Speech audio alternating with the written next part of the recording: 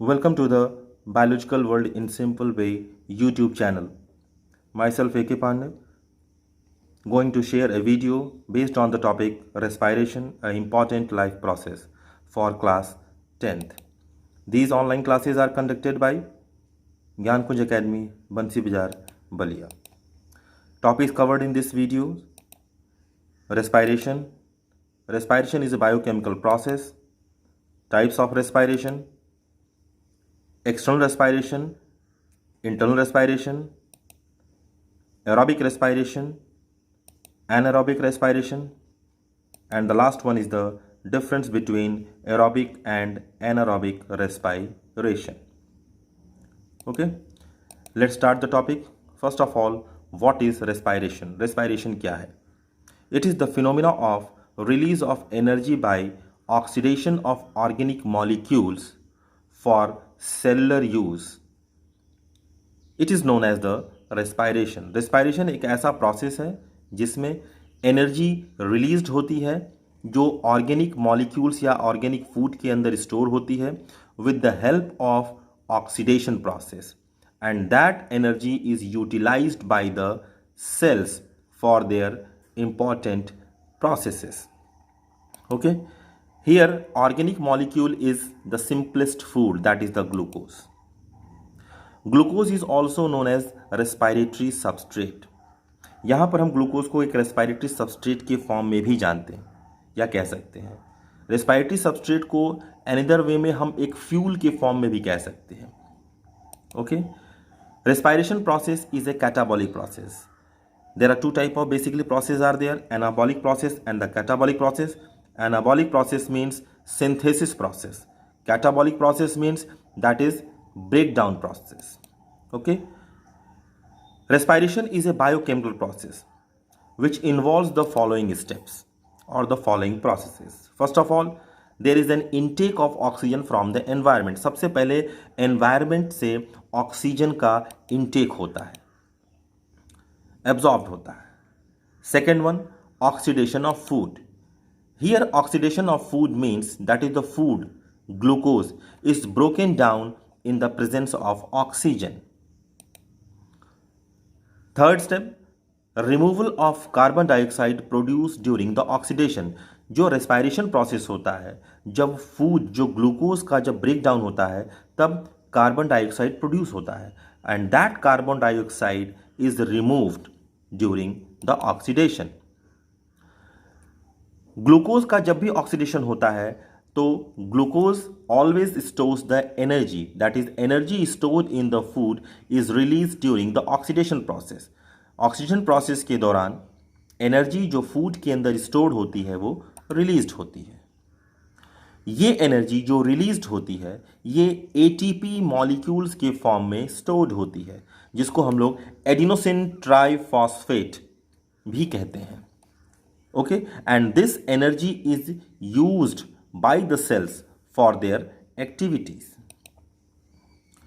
Such as nerve conduction, contraction of muscles, biosynthesis of molecules. बहुत सारे ऐसे process हैं जिसमें इस एनर्जी को यूटिलाइज किया जाता है.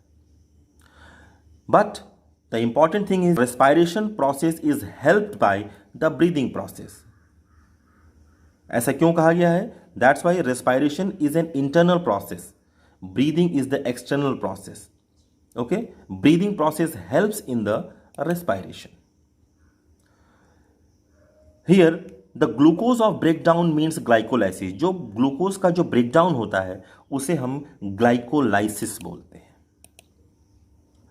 Now the types of respiration: internal respiration and the external respiration. Okay, respiration दो तरह का होता है, एक internal respiration, दूसरा external respiration. First of all, internal respiration.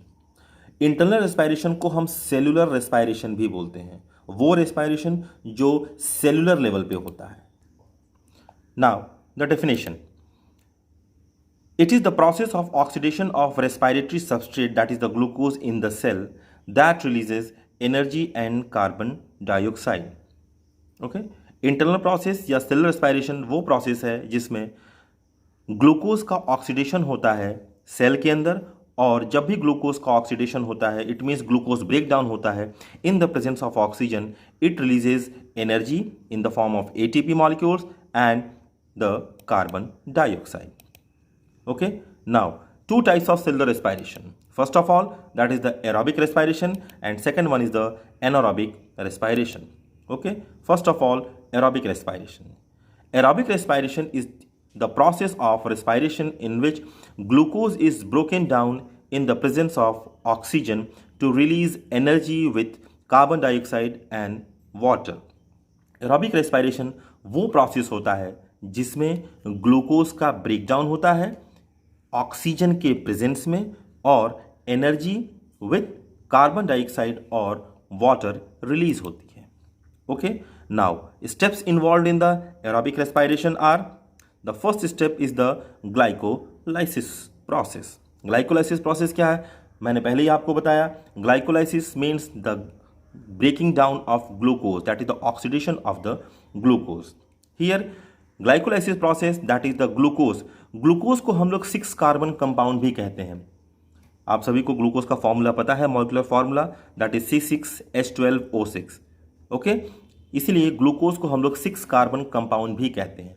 When glucose is broken down, first it is broken down in the cytoplasm. कभी भी cell के अंदर जो साइटोप्लाज्म होता है उसमें सबसे पहले ब्रेक डाउन होता है ग्लूकोज का. ओके, 3 कार्बन कंपाउंड्स में. It means glucose is broken down into half of the carbon. Okay, it means that the 6 carbon compound is broken down into 3 carbon compound, and that 3 carbon compound is known as pyruvate. उसको हम pyruvate बोलते हैं. यहाँ पर important एक बात यह है कि ग्लाइकोलाइसिस प्रोसेस जो साइटोप्लाज्म में होता है उसमें ऑक्सीजन की जरूरत नहीं पड़ती है. Oxygen is not required. Okay, now second process is the Krebs cycle. The process of breakdown of pyruvate molecules into CO2 and H2O in the presence of oxygen in mitochondria. पहला process जो glycolysis था that is cytoplasm में होता है, और दूसरा process जो होता है उसको हम लोग क्रेब्स साइकिल बोलते हैं, जिसमें माइटोकॉन्ड्रिया के अंदर जो ग्लूकोज का जो ब्रेकडाउन होने के बाद जो पायरुवेट जो बना होता है, it mean the 3 carbon compound is completely broken down into carbon dioxide and water in the presence of the oxygen. Okay, now third step, that is the phosphorylation. Phosphorylation is the actual process in which the production of ATP molecules can be done. यहाँ पर ATP molecule जो energy जो होते हैं वो produce होते हैं. एक ग्लूकोज, या ये कह सकते हैं कि एक मॉलिक्यूल जो है ग्लूकोज का वो टोटल 38 ATP मॉलिक्यूल्स को प्रोड्यूस करता है, जिसमें से 34 ATP मॉलिक्यूल्स कंप्लीटली ऑक्सीडाइज्ड होते हैं. इसीलिए हम लोग एरोबिक रेस्पिरेशन को कंप्लीट रेस्पिरेशन भी बोलते हैं. Okay, now the overall equation involves in the aerobic respiration are, that is the glucose in the cytoplasm broken down into pyruvate, and then in the presence of oxygen in the mitochondria releases the ATP, that is the energy, with the removal of carbon dioxide and water. Okay, now anaerobic respiration.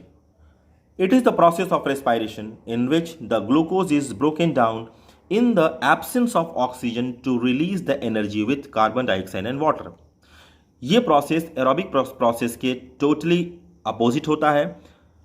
Aerobic process में oxygen का presence होता है, इसमें oxygen का absence होता है. इसलिए इसमें जो प्रोडक्ट की जो फॉर्मेशन होती है वो प्रोडक्ट आइदर चेंज हो जाते हैं, वो कंप्लीट यहाँ पर ऑक्सीडेशन फूड का नहीं होता है. ठीक है, okay. Now steps involve the aerobic respiration. First one is the glycolysis process.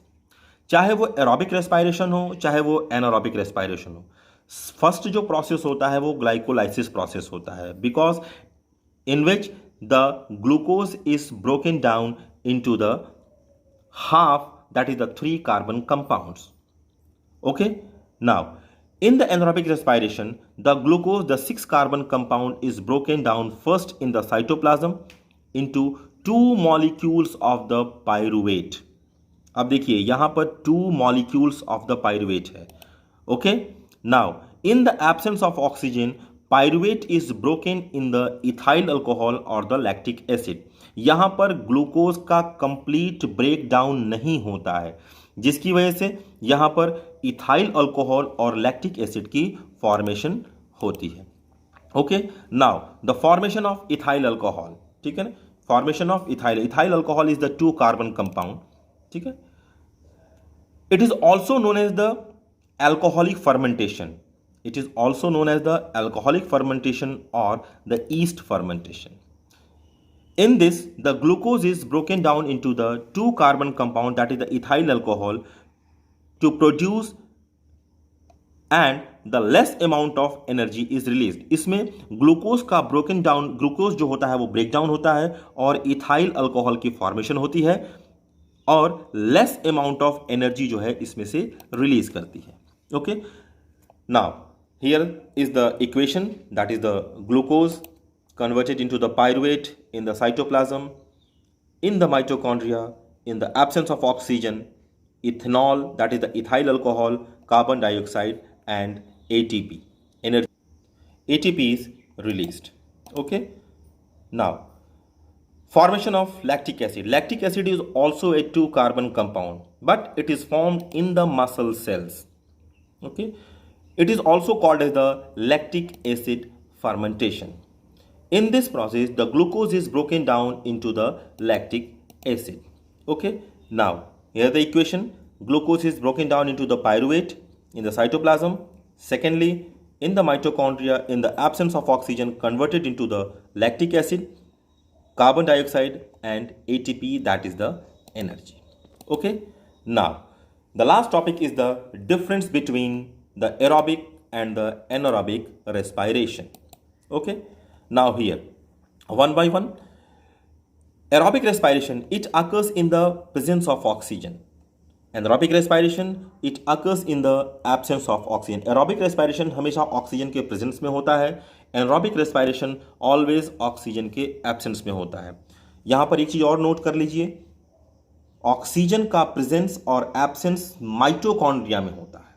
Okay, second, it occurs in the cytoplasm and the mitochondria, but in anaerobic respiration it occurs only in the cytoplasm. Mitochondria में यहाँ पर नहीं होता है, क्योंकि mitochondria में oxygen की जरूरत पड़ती है, क्योंकि यहाँ पर ऑक्सीजन प्रेजेंट होता नहीं है, इसलिए ग्लूकोज का कंप्लीट ब्रेकडाउन नहीं होता है. Third point, in aerobic respiration glucose is completely broken down, but in aerobic respiration glucose is not completely broken down. Fourth point, carbon dioxide and water are the end products. Okay, the fourth point is here, carbon dioxide and water are the end products in aerobic respiration. In anaerobic respiration, carbon dioxide, alcohol, that is the ethyl alcohol or ethanol, and the lactic acids are the end products. Okay, now the last point is the large amount of energy is released in the aerobic respiration. Aerobic respiration में energy जो release होती है वो बहुत ही large amount में होती है. क्यों होती है? इसलिए कि इसमें कंप्लीट ऑक्सीडेशन होता है, क्योंकि ऑक्सीजन प्रेजेंट होता है. एनारोबिक रेस्पायरेशन में एनर्जी जो होती है वो लेस अमाउंट पे रिलीज होती है due to the absence of oxygen.